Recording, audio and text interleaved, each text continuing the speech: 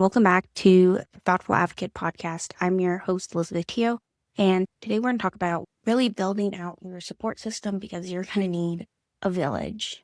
We'll talk about my fears of having two under two. I want to talk a bit more about what it's like being in hospital and giving birth, and specifically what my experience was with labor and delivery nurses. Honestly, most of them are amazing. They obviously really care. Otherwise, they wouldn't be at this job. And their job is difficult. They're on their feet 24/7, getting calls, and they have to take care of the mom and the newborn. But yeah, first time around, me and John, we had no clue what we were doing. Literally put on the diaper backwards, and the nurse was like, "Oh, you guys are so cute." The wing was really good, and yeah, honestly, it was embarrassing, but at the time, it's whatever because I was like really dying. And yeah, you live and you learn. I think the first thing to know is, especially for first time moms, is you're gonna get a nurse every couple of hours. So obviously they take shifts, so the nurses change and they have different tips. And yeah, and each shift brings in a different nurse and they have different tips and way of doing things. Honestly, for me, that was a bit stressful because I would get one nurse that would tell us, "Oh, we were doing this wrong, swaddling them wrong." And then another nurse would say the same thing and she would swaddle him a completely different way. Oops. One of the nurses, like literally, so there's no normal body swaddling.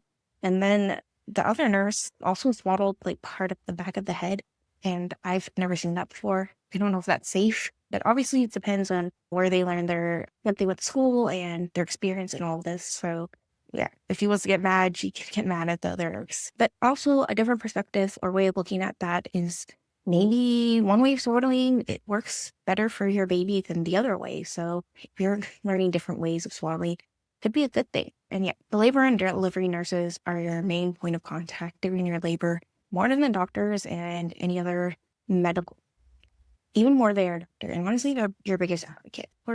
Of course, you want to try to get along with them. And yeah, don't be afraid to ask questions. Honestly, most of them are really nice, the ones that I met. And especially if you're a first time parent, they seem to be pretty considerate about how you would not know anything. And yeah, I would say don't be afraid to ask questions because these people are so experienced. Especially when we had Ace, like a nurse came in and she swooped him up in one arm and changed his diaper and did everything with literally one arm. And me and John were just like in awe because when you're a first time parent, like you don't really know how to hold the baby like properly because you're like scared that you're gonna crush him because they just look so fragile and small.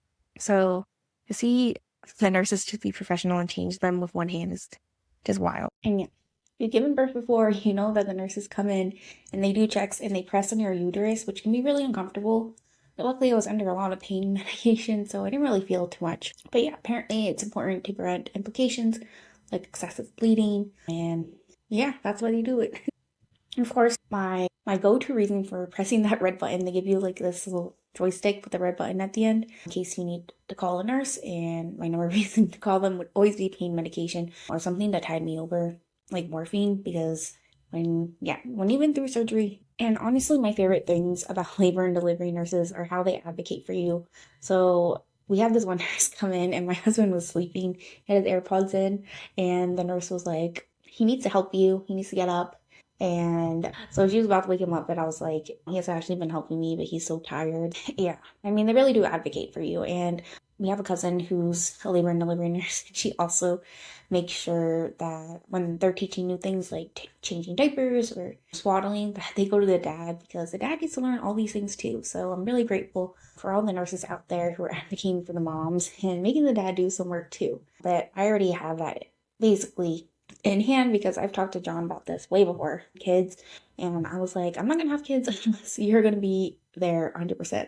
And honestly, I'm very grateful to have a supportive partner that not a lot of women do. So really think about that for your children. I think the thing that helped for me the most, even though I was breastfeeding, we did have to supplement with formula, but honestly that saved me because if I was breastfeeding the whole time, I would not sleep.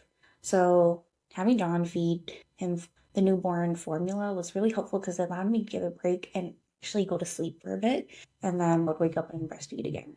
Okay, so I want to talk about community and really just having a list of your community beforehand so that way you know who to reach out to when you need help. And this is something new I learned from my new therapist that I'm currently working with, and it's basically, I think the acronym is Doers, Listeners, and I forgot what the R. I think basically the last one is like paid help. So the first one is doers, people who you know will actually help you and come and do things like maybe they'll help you clean a bit or hold the baby or whatever you need basically. Maybe if you need groceries, they'll help you with that too. So I have my list of people who would do that. Luckily we have John's sister and my mom-in-law and my mom if we really need her. And yeah, we do have more support, especially with that everyone's basically in the same city now. That's really helpful because previously John's mom was like almost an hour away and she would still come and help. So I'm really grateful for that. And now that she's closer, it puts me much more at ease, especially for when I give birth because someone needs to watch Ace. So I'm really grateful for that support system. The second one is listeners. So these are people who are gonna listen to you basically talk. So this could be a close friend, your partner, your therapist, which I think is a huge one because at least you have a professional listening to you. But it's always good to have friends, family that you can call up and they'll listen to your problems. And it's just nice to have someone to listen to because again, you can feel really lonely, especially in the first beginning stages. You're not really going out, not really seeing people. You're just within these four walls with you and your babies. So it can get a little mentally like crazy. Yeah. And I think for me, the reason why I want to have more people on my listener list besides John, because like he's also being mentally and physically drained as well. So I don't want to put too much burden on him. So it's good to have a therapist and like other people you can talk to during this time. And the last one, I can't remember what it stands for. Starts with an R and was a word that I don't frequently use. But basically, these are people that you can rely on for paid help. So these include like paying nanny, which we have currently, but I don't know how we can't really afford to extend her, but we'll see. I think if emergencies, then we definitely need someone. At least it's nice to have a couple contacts on hand. This includes cleaners, people who do delivery, groceries, food, whatever you need. Paid help is also help. Even if you have to dig into your savings a little when you're in survival mode, it's just so helpful and crucial too for your mental health and physical well-being. Because for 6 weeks, I basically can't carry Ace, so I just have to be careful. And I'm not going to be able to like cook like crazy meals and do a lot of stuff like cleaning. I'm mostly just walking, carrying the newborn, feeding him, and yeah, just doing the basics of taking care of myself while my incision fully closes. And this time around, we're taking 18 months, but it's not really 18 months. I believe it's 67 weeks or something. But basically, you split that between you and your partner for in Canada, and they pay 55%, I believe, and then your company, if you work for a great company, they'll top it off. My company's pretty good, honestly. They top off like 90% for the year, and then it lowers after that. But honestly, we thought it would be. I was talking to John, and I was saying, like, I think it's more important to have more quality time now that there's two. So even if we have to like not make as much money and like dip into our savings, like I think it's worth it because we're never gonna get this time back again. And yeah, when I'm old and gray, I think I'm gonna think about how when they were like little babies, and yeah, for sure gonna think about like my kids and this time. And so I really want to take it all in. And I think I'm very lucky that I can do that because not a lot of people can do that, especially in America. Like those people, America, you're way behind. I don't understand why people only have a couple weeks off and then they have to go back to work. That's just ridiculous. And it's like no wonder no one's having children there. Yeah.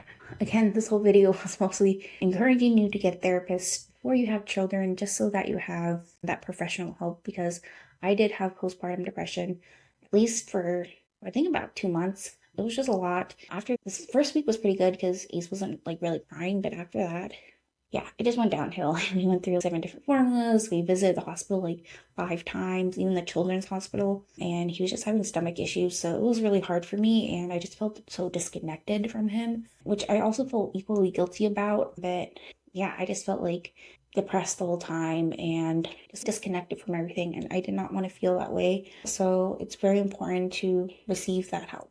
And yeah, there's just a lot of worries that, especially when you're having more than one child, that you want to talk through. How are you going to handle two? Who's going to take what shift? Reminding yourselves of how to balance your schedule and your sleep. And if you gave birth before and you've been through taking care of a newborn, you have a better idea of what you struggled with. Mine was like sleep. Number one, we didn't know how to get our sleep in the daytime and take shifts until probably like the second or third week. And yeah, it was just a lot. So talking about your fears. I think it's really helpful. When you have two, you want to prepare your second child. So this is like offering books or videos that really show, being a big sibling and taking care of a baby. We've been showing Ace with a little stuffed animal, like how to feed the baby and how to put a binky and binky or pacifier.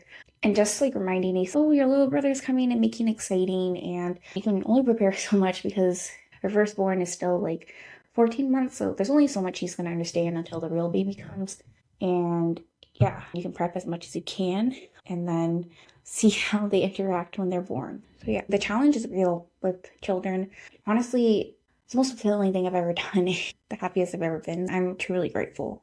And yeah, I'm really grateful and excited to see how the two of them are going to interact and play with each other. And I think it's just going to be so sweet. And people say that when you have more than one child, your heart grows like twice the size. So I think I'm ready for that. And I'm excited to have, my dream come true. Having two children, having my own family. It's really all I've ever wanted. So I'm very excited. Thank you for listening to the Thought Podcast. Subscribe to my YouTube channel, my podcast channel. And yeah, like this video for more videos like this. And I hope you take care of yourselves out there and make sure that you're receiving help when you need it, because it's just so important. And I feel a lot of mothers out there think they have to do this alone, but you really don't. And yeah, just remember, asking for help is a sign of strength. Okay, so today's sponsor is Kind Laundry. Just kidding, they're not really a sponsor, but I do have an affiliate code. Kind Laundry use natural ingredients, and it actually comes in these sheets. So much more useful than liquid laundry detergent, because that stuff gets messy. With Kind Laundry, you can bring this anywhere. It's literally in a box, pack in your suitcase, and it's that easy. You can get 10% off by using code ZeroWasteCute.